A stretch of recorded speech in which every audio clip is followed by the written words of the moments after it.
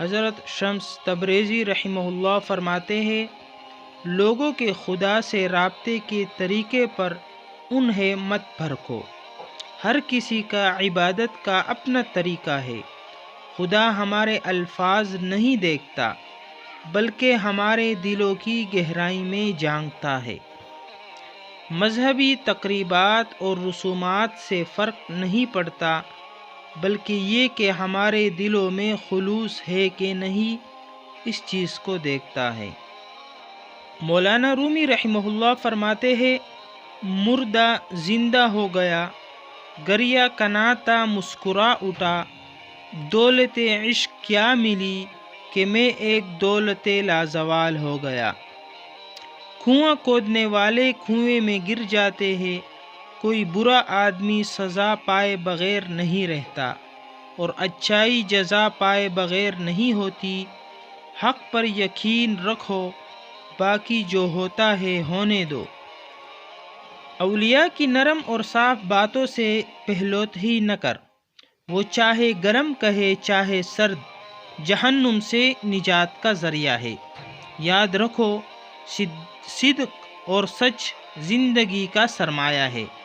اگر دل کے باغ کا ایک تنکا بھی کم ہو جائے تو عقل مندوں پر ہزاروں غم چھا جاتے ہیں۔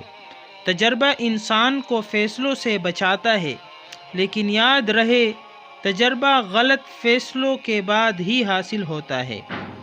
صبر کبھی نہیں مانگو، کیونکہ صبر کسی چیز کو کھو دینے کے بعد حاصل ہوتا ہے۔ ہمیشہ سکون مانگو، سکون حاصل کرنے کے لیے کسی چیز کو کھونا نہیں پڑتا۔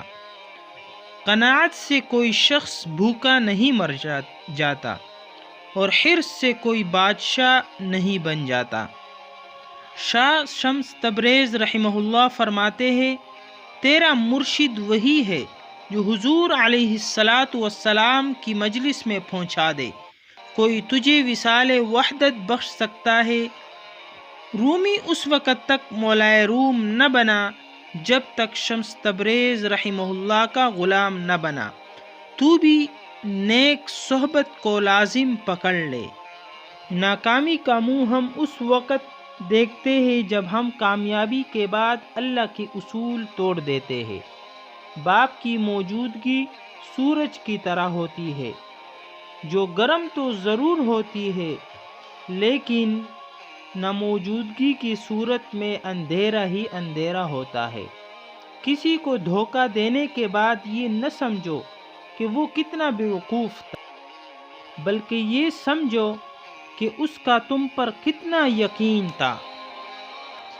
حقیقی خوشی وہی ہے جو اپنے بھائی چارے کے لیے سوچتے، بولتے اور کرتے ہیں۔ جب سایہ قد سے بڑا اور باتیں اوقات سے بڑی ہونے لگے تو سمجھ جائے کہ سورج غروب ہونے والا ہے۔